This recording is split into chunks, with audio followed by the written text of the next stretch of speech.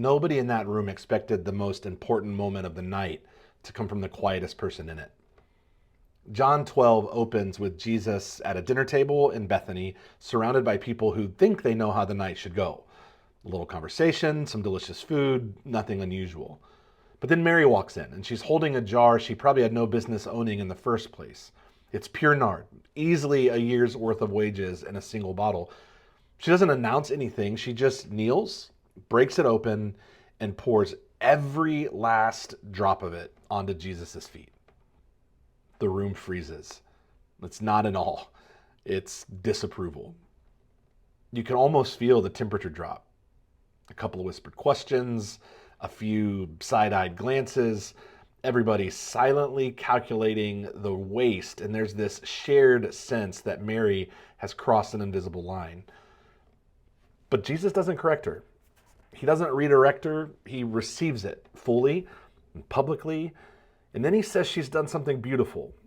That somehow, without knowing the whole story, Mary has just stepped into the very moment that God was writing. Everybody else is evaluating cost.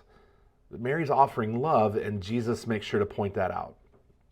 Here's the part we usually miss. Mary wasn't performing. She wasn't showing off. This wasn't some grand gesture trying to impress the room. In fact, it was the opposite. Mary was letting love lead her, not optics, even though it made no social sense at all. Most of us do the opposite. We give God the version of obedience that still looks respectable and doesn't risk misunderstanding. We offer God obedience that doesn't cost us our pride. But the truth is, trust will sometimes make you look out of place, and obedience will push you past what feels reasonable.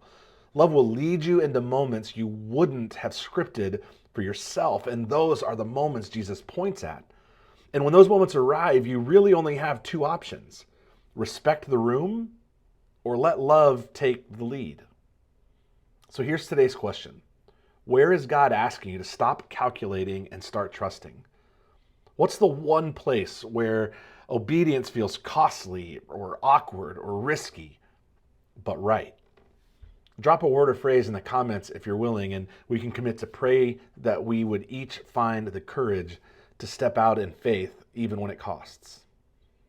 Thanks for spending a few minutes with me before the noise today. And remember, the same Jesus who defended Mary's costly act of love is the Jesus who receives yours. He sees it, he honors it, and he will defend you in it. And he loves you more deeply than you could possibly imagine.